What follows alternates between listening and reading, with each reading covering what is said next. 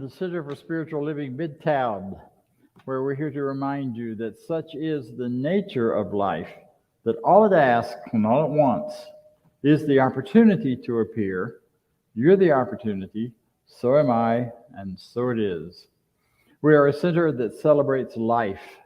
These mornings, these Sunday mornings, we don't call them church services, we call them life celebrations because we're celebrating your life, my life, and everyone's. Regardless of who you are, how you self-identify, male, female, non-binary, and every other kind of letter in the alphabet that goes behind that, we celebrate you and we honor you. Regardless of your ethnicity, how you self-identify is what matters because it's what matters to you. So I'm here to tell you that thank you for being here. Thank you for participating in this online, wherever you are, and to invite you to know with me that there is something greater going on around you always than what meets the eye. And that's a lot of what we're here to look at today is how do we see beyond what's in front of us? How do we see what's a bigger picture than the one that's showing up right here in our faces? And we'll be talking about that more today as well. So I'd like for you to know a little about who we are. So to tell you what we believe, here is some information about our Declaration of Principles. And if you'd like, read along. And if you want to read out loud, do that or just listen. I believe in one God, one absolute power and first cause to all things. I believe that this power is perfect love and creates out of a desire to express love. I believe all thought is creative, and how I choose to think creates my personal experience. I believe in the unity of all life and the immortality of the individual soul, forever unfolding. I believe in the eternal goodness, the eternal goodness of God, the eternal loving kindness, and the eternal givingness of God to all. And so it is. And so it is. And so it is. If you've heard that today, perhaps online or for the first time, or you were hearing it today in a way that maybe you haven't before, that should raise some questions for you. Like, really? One power? Well, where do bad things happen? Why do bad things happen? Where does that come from? Why aren't we just automatically doing everything good if this power is for good? All those kinds of questions we deal with, we talk about, and we dig into in our classes and in our talks and in our discussions. So stay with us and see what you can find out about that. And if you have questions, there'll be times afterward and there'll be times in classes and such to really dig into some of that. Because it's important. This is not just a platitude. This is a way of understanding the world that gives us power and gives us a way to be in the world. So one of our groups of people that we have here as part of our center are practitioners. That sounds clinical and medical perhaps, but these are folks who worked with these teachings, worked with these ideas, and have found new experiences for their lives, new expressions for their lives, and can also guide and assist other people in finding that newness as well. So practitioner is anyone who can help and support you in that. Today we have one of our practitioners with us live from St. Petersburg, and we have the wonderful Norma Roberts. Take it away, Norma. Thank you, Dr. Bob. I sincerely thank everyone for being here today as we continue our monthly theme on relationships. Ernest Holmes says that as we have found that man's 34 in his nature, we deduce that God is full in his nature, that God is law in action, and God is results. We're fortunate in the first three readings of this month's Science and Magazine daily guides, informing us of the flow of the process of our relationships. You're informed that as we have relational beings, we are relational beings. Our primary relationship is with the Spirit of God. The nature of this relationship is immutable, but our understanding of it depends on our belief. The second most important relationship in life is with ourselves. Following from our relationship with spirit, this relationship with ourselves sets the stage for how we exist and express in the world. After your relationship with spirit and yourself are your relationships with others. While these vary in degree and intensity, all are based on the quality of your primary relationship with spirit and self. By seeing your divine connection and fully loving yourself as an adult of God, you create the basis for authentic relationships with others. We're reminded that our God-given relationship is the same process as the seed, the soil, and the flower, and eventually the bouquet. And now let us prepare ourselves as we move into treatment. Just relax, take a deep cleansing breath, and know that as I speak in the first person, I speak as you. Accept what you can and let everything else go. I know there is but one life. That life is God, and that life is my life now, right here and right now. The great creative and intelligent life of God expresses itself magnificently everywhere and at all times. This infinite life knows and does, chooses and creates, and brings all manner of into being. As an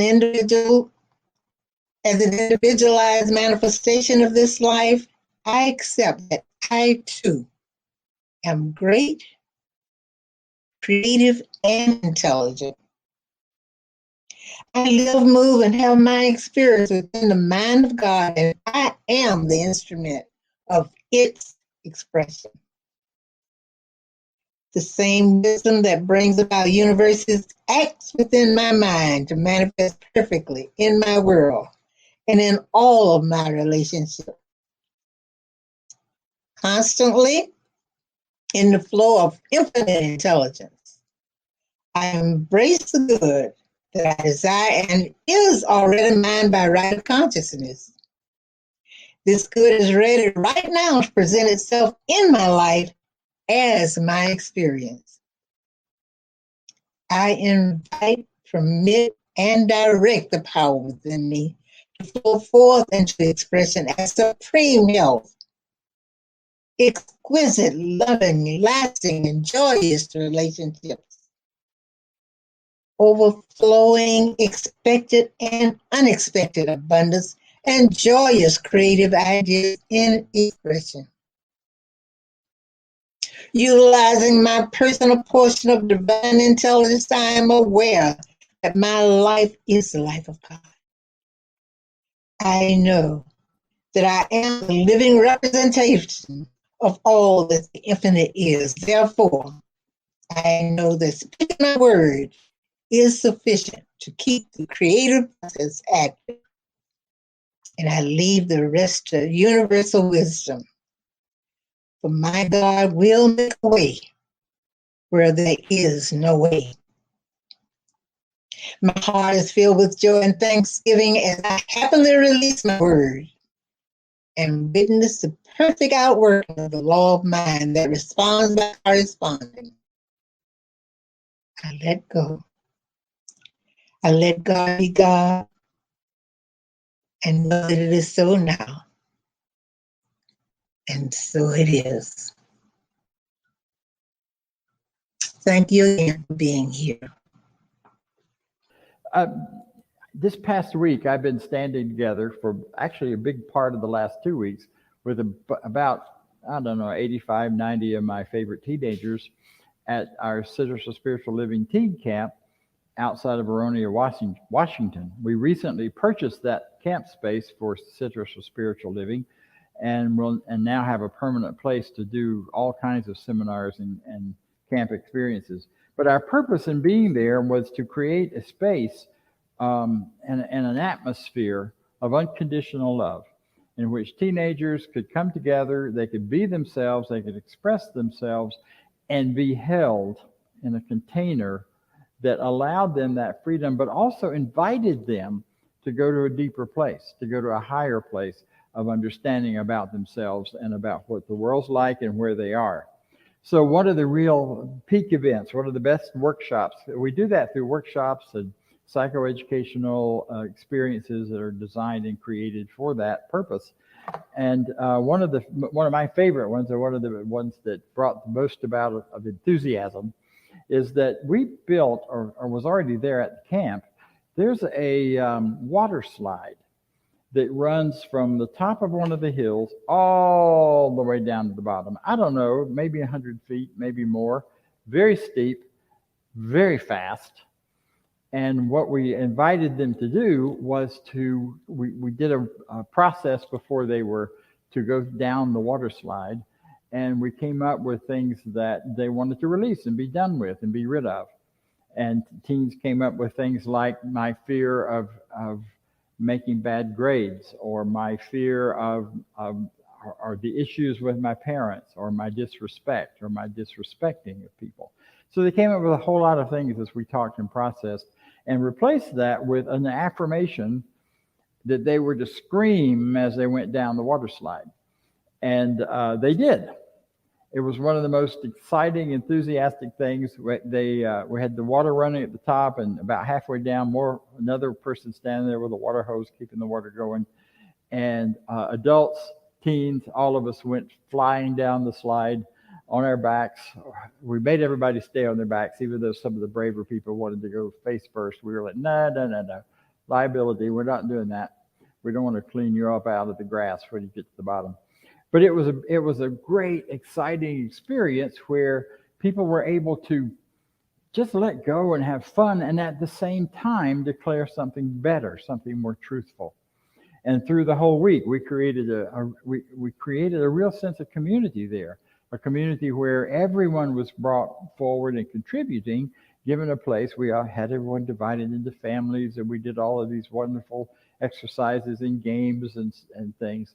And then by the end of the week, as is always the case after this week with camp, there's lots of tears and lots of sadness as people leave and go back to what they were started out calling the real world, but they ended up calling the less than real world. The real world being that place in which you have freedom, that place in which you have joy, that place in which you have love, and you are loved and you're supported and you're held in a way that allows you to be yourself. And it was exciting, as it is every year. This is the first time in 3 years that we've been together because of COVID. So it was a really wonderful opportunity to come back together. Some of my co-advisors are people who were teenagers, and I've known since they were 13 that are now adults out of college and going on in careers, but come back to give back because they receive so much here. So it's a real sense of community, and that's what I want to talk about today. Our title is You and Me Create Society, or something like that. You and We Create Society. I didn't get the word exactly right, but, and I've already been corrected on the bad grammar of it by one of our wonderful helpers. It doesn't matter about the grammar, because the point here is I want us to talk about who we are and our relationship with society. CSL worldwide has a slogan that we are working toward and working from, that says we are living for a world that works for everyone. When I first heard that, I kind of had this cynical thing that was like, well, it already does.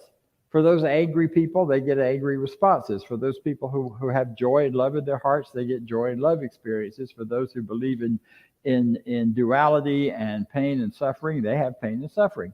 Well, that's not really what this is about. This is about creating a world where everybody has the opportunity to live freely, to live joyfully, to live with love, and to rise to a place of higher understanding and knowledge about who they are and what they can become. It's a world that really does work for everyone. Here's some of the ideas from the vision that we have for CSL, and this center is a part of that larger international community. And that is, we see a world that works for everyone, where all life is honored as an expression of the divine. We say that every week. Such is the nature of the divine, such is the nature of life, that all it wants is the opportunity to show up, and you're that. Where people live according to spiritual truth, where unity and connection is emphasized, not separateness and differences, where humanity awakens to its spiritual magnificence. I have been saying since long before that slogan showed up, that if we really understood who we are, and if all people understood who we really are in relationship to the divine, our world would be a different place than it is now. But we don't. We see ourselves limited. We see ourselves separate. We see ourselves smaller. We see other people as perhaps not connected, but we are. We see all kinds of ways where it's anything but the truth of who we are in the larger metaphysical expression of things. Where we live, where in this world where we would live as one global community, where we have kinship with all life, with all the life prospering that goes on. We are called to conscious social action. We'll talk about that in a minute. We'll come back to that in a few minutes. Conscious social action.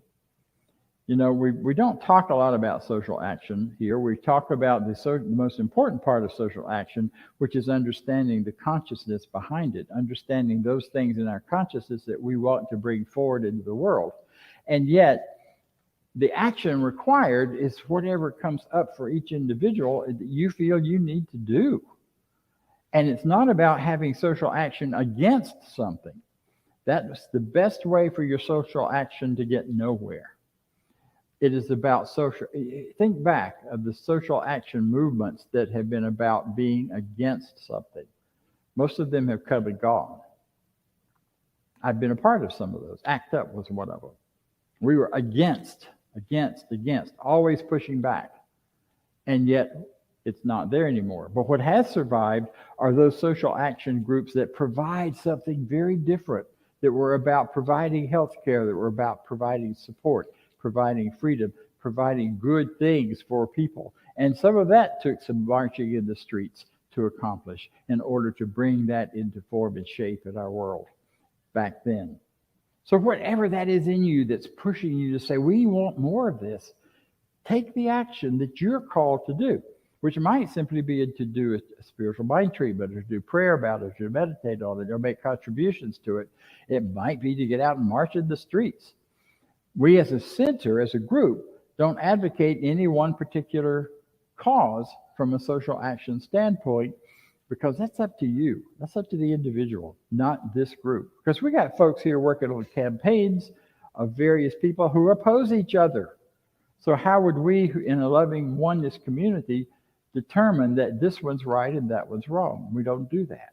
We give you the support, the ideas to do the very best that you can do, knowing that consciousness will prevail.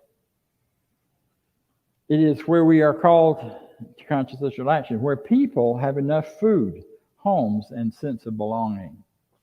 That's so important. And today we know homelessness has become a huge issue. I just came back to the West Coast, where it's even bigger than it is around here, and it has become a major issue in several cities.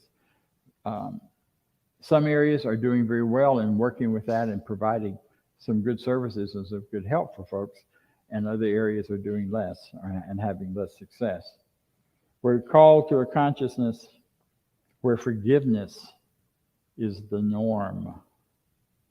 Wow. Wouldn't that be sweet? This is an idealistic picture, no question about it. Forgiveness is the norm. Where there is peace, harmony, and justice for all, where there is a renewed emphasis on beauty, nature, creativity, art, and aesthetics. I have a friend whose idea of their home is to create beauty in any direction they look. So wherever they look in their home, they see beauty, because beauty reminds them of order and power and goodness and life. That's pretty wonderful. I've been in their home, and it's pretty amazing. They may be on the call today. Where there is renewed, beautiful resources are valued and cared for and shared, where communities are meaningfully involved in service to the world. So that's the ideals that our larger organization, Tom. Our part in that is that we teach spiritual truth. We teach spiritual ideas that can guide and help every individual on how to relate and be part of these communities that we're in, and these communities that we live in and participate in. There's a very interesting idea that goes back thousands of years, actually. It predates Christianity, goes all the way back into early Judaism. It may indeed predate Judaism. And those are the wisdom teachers, the wisdom teachings, not attributed particularly to any one teacher. And those wisdom teachers and teachings had one thing in mind, and that is to motivate us and to welcome and invite us to break out beyond our binary thinking, our egoic thinking, our thinking that says this is good and this is bad, this is right and this is wrong, this is hot and this is cold, this is high and this is low, all of that kind of dual binary thinking, and to invite us into the heart space of wholeness. These go back, like I said, thousands of years. They were articulated beautifully in the teachings of the Christ, of Jesus. Not in the way the church has latched onto those teachings and turned them into teachings about power or about just being nice and being sweet. They are about transforming consciousness. They're about inviting us to look above and beyond. You know, I like to use the example of oneness as being things like hot and cold. Hot and cold are not two different things. I mean, show me a cold thing you can turn on. You can't. All you can do to create cold is to suck the heat out. Hot and cold are just measures of the same things. So they're not two different things. They're one thing looked at from two different directions. The same thing with light and dark. You can't turn on a dark bulb. You can turn on a black light, but that creates another whole kind of light. But you can't create and turn on a dark bulb. So light and dark are one thing, but different measurements, different degrees of the presence of light are what that's about. So we find this thing and we start being pulled and drawn toward a higher idea or a bigger idea or a broader idea. It's called transformation. Goes way back to the early Egyptians, the Hamitic teachings, where they say, as within, so without, as above, so below. There's only one idea, and it's reflected in all four of those directions. So our point in this teaching is not so much to teach you what to believe, but how to think. We want to teach you how to see, not what you should see. So when we look at something like the abuses in the world, and the abuse and the abused, we look at the victims and the perpetrators. We want you not just to see one side or the other. We want to teach you how to see the two together, because both are necessary.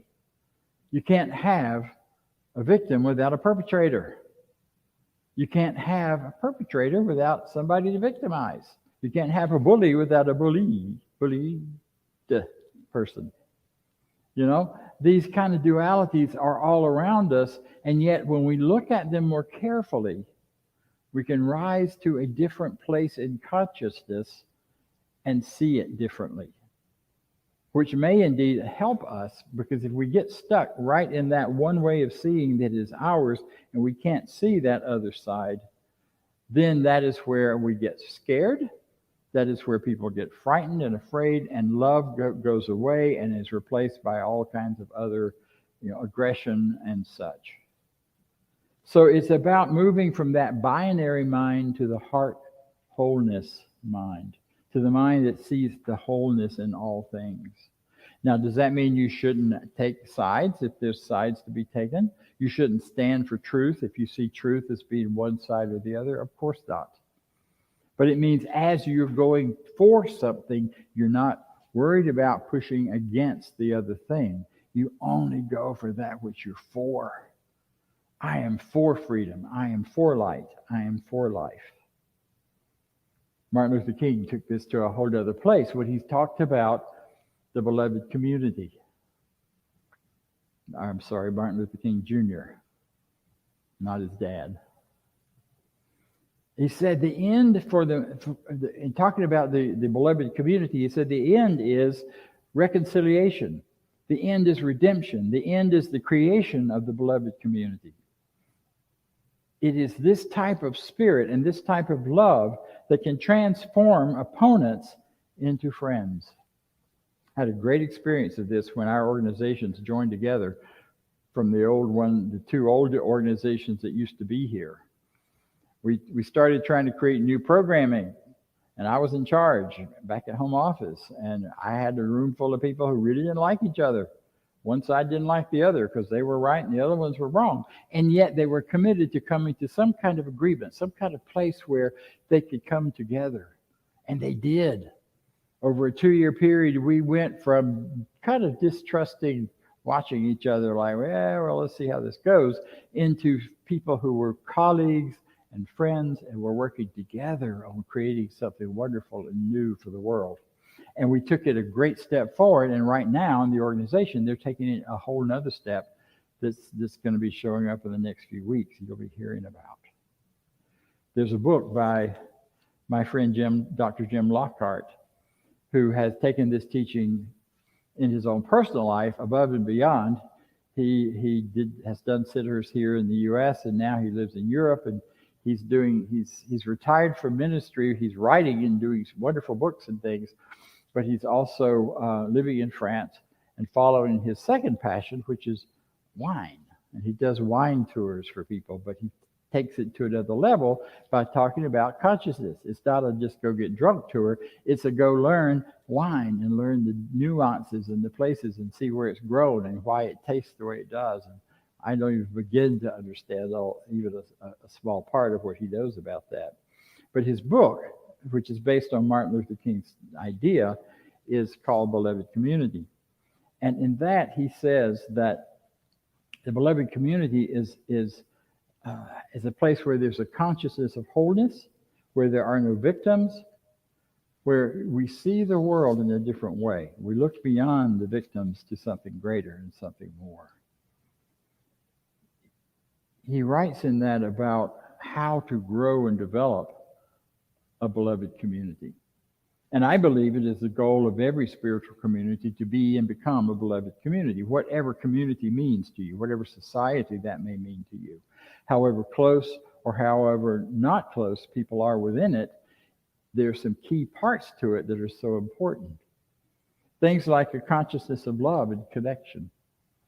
And what I know about this center and this community, because I've been a part of it since 1984, before it was this particular individual group, but it's while we were gathered in another space, in another place, that love and connection is real, and it's a very important part of it, and it's defined by each individual within the group.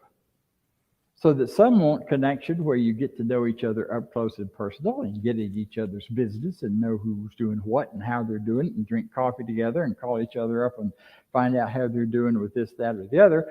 And it's also those who simply love and honor one another when they walk in and sit down together, and that's all they want, and that's fine too. Because we each get to define what connection means and how we want to have it, whether it's here in this community or is in our world out there, those places and communities that we belong to. There's a consciousness of deep and radical self-knowledge, and that is one of the real keys for our teaching, that to do this teaching, to understand this teaching, you have to start and end where it begins, and that is with the self. Not the S, selfishness self, but the S, the self as you understand who you are and how you work and how you live in the world. We are fully and completely committed then to a consciousness of healing. This teaching started as a teaching healing ministry. Long before there were preachers like me standing up and talking to people, there were groups and individuals gathering to do healing work together and then teaching others about how that worked and why it worked and what happened. That's how we started. It's a consciousness of vision. We talk a lot about affirmations, having the vision of who you want to become, of what you want to see happen in the world. It's a consciousness of pioneering, of being different and being willing to be different. How different can you be if it's true to who you are? How much willing are we to stand against perhaps social norms or other norms, or at least to stand free from those as we speak our truth, whatever that might be? You're supposed to do a certain thing a certain way. Well, maybe, maybe not. We have a consciousness of evolution and emergence. Spiritual growth, any kind of growth, doesn't go backwards. Plants don't start here and go back. They start here, they go more, they become seeds, and they do it all over again. And each time it evolves to something more. Life always goes forward in its growth, and we are fully committed to that. We are fully committed to that idea. A beloved community is all about mutual support. It is about conscious contribution. It is about consciousness of possibility and resilience. I've just had such a great time this week looking and thinking about all this, because this transformation of consciousness shows up everywhere. We don't necessarily see it if we're not looking for it, because we've been told what things mean. So much of what Jesus was about, and those Jesus teachings. And I know sometimes people get uncomfortable when I talk about that, because we've all had some history with the church that may or may not be comfortable. But the Jesus of the Bible and the Jesus of literature, not the Jesus of the dogma, and whether you believe the story ever happened or not, really is irrelevant. What matters is those teachings are about taking you from the binary to the wholeness of the heart. And when you start looking at some of it that way, you go, wow. That's why some folks say he was a religious scientist and didn't know it. But he was already, whoever wrote those teachings was already doing that work 2,000 years ago. And we're still catching up. We're still figuring it out. We're still learning how to apply it in beautiful and wonderful ways. So, how do we become one? How do we become more of a beloved community? How do we relate between ourselves and our social world around us? Like we do everything else. It's like, what does your heart draw you to? What do you desire to be involved in and part of? That was one of the most powerful things I learned when I first got here, is that desires aren't a bad thing. Desire is a good thing. Because I was taught if you like it and it feels good, it's probably a sin. It's probably wrong. Well, it didn't, and it wasn't. Because what we know now is desire that rises up from inside of you is the whisper of spirit for you to evolve and grow into something more, whatever the more is. And the thing I've really learned for myself these last 2 weeks in my travels is that more never stops. We are so bombarded that when we reach a certain age, or we have certain things happening in our bodies, or we have certain things that can be defined as old. I got called old man a lot over the last 2 weeks by the teens, but always done with joy and a bit of laughter and a sort of wink, even though they didn't wink. That was the idea. I felt a lot of affection and love with that, and I didn't feel any sense of you're not good enough or diminished. And yeah, I had trouble getting up and down that mountain, chasing them up and down the hills, doing all those things that we were doing. Just because this body has been around a while. But you know what? I kept working with it. By the end of the week, I was in pretty good, much better shape than at the beginning of the week, which tells me what? That I need to keep moving. Hello. So we never outgrow the opportunity to grow. We're never too old for the more. We're never too beyond that point, unless we believe we are. And as soon as we start believing we are, we start to grow older and we start to atrophy It's either grow or die. Grow towards the more and the greater, or grow towards the less and the end. And I am done with that, or any kind of element of thinking that. In spite of being called grandpa every day, which is kind of a fun thing when I get called that, actually. Doesn't make me feel old anymore at all. So how do we do it? We keep going with, okay, this is my desire. And then affirming that that desire is coming from the infinite, and start looking for and watching for those opportunities for it to grow and develop and become more. And to step into it with ease and joy. I've lost a lot of weight recently. You may not tell, but I have. And when I got my clothes all packed up to go out west and got out west and started putting them on, I hadn't worn this real clothes in a long time because I've mostly been at home in shorts. And my George, they were all too big. And one of my friends out there said, "Oh, you can't run around looking like that. You're all baggy. Like, we got to get you some clothes that fit." Well, there was no time in the schedule to stop and go shopping. Plus, she really loves to shop, so it was perfect. Well, boom, Spirit says, "Okay, we'll give you a chance." And I had a dental problem, and I had to go get it taken care of on my way from where we were staying to the camp. And I called a place, and they said, "Oh, yeah, we can do that in an hour." So during that hour, we took all of our dirty clothes from camping, we washed them, we went shopping and got me some new clothes, some new pants, particularly that didn't fall off of me, and which is really important when you're running up and down hills. So we got that done, and we got my teeth fixed, and they're better than ever, and all of these things are within an hour, and it wasn't planned. If I had tried to figure out how to do that, it would never have happened. But I had a desire, and I knew what I wanted to be and how I wanted to end up, and I knew what the more was. And then it just started coming to me. Now, it looked like a bad thing to start with because it hurt, but it turned out not to be. It turned out really simple and fixed and over and done, and back in the car and headed the last few miles to camp. So that's how we do it. We create that beloved community by creating the beloved self. Norma said it. We start with us, and then we start with those we love, and then we grow to treating everyone as if they are the beloved community. No matter how much we may disagree with their stance on anything, we see them with the wholeness of what's behind wherever they are. There's a lot of fear in the world. People are operating so much out of fear right now. And all I can do for those folks is love them. All I can do for those folks is offer a word when it's invited that says something different. And so to that end, I want to leave us with one last idea. And that is all that is happening in the out there, as without, so within, as above, so below. All of that happening out there has elements of it in each of us. I don't know about you, but there have been times that I was mad enough at something that I wanted to destroy it and get rid of it, where I wanted to do away with things that were in my way or I thought were.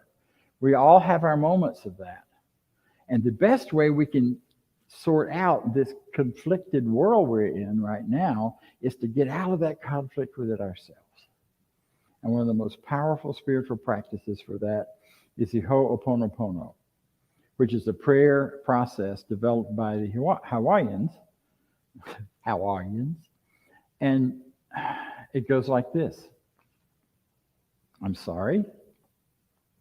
Please forgive me. Thank you. I love you. I'm sorry. Please forgive me. Thank you. I love you. What am I sorry for? I'm sorry for anybody in pain right now. I'm sorry that any thoughts in my mind may have been added to or contributed to the universal idea of pain and loss and hurt. I'm sorry for the times that my mental state contributed to the idea of victimhood, mine or anyone else's. Because the more we contribute to those thought patterns, the stronger they are in our society and they are in the world around us. So I'm sorry. Please forgive me. Thank you. I love you. One of the things I led the group in towards the end of camp was a forgiveness process where we had circle, and we asked everybody to walk across the circle who had ever experienced one thing or another. if they had experienced pain, if they had experienced hurt, if they'd been bullied, if they'd been a bully. All together, without saying anything, they just walk across to the other side of the circle. I was blown away by how many people in that circle had been bullied and how many people in that circle had bullied other people. And when we got to the end of that, we did the Ho'oponopono. I'm sorry. Please forgive me. Thank you. I love you.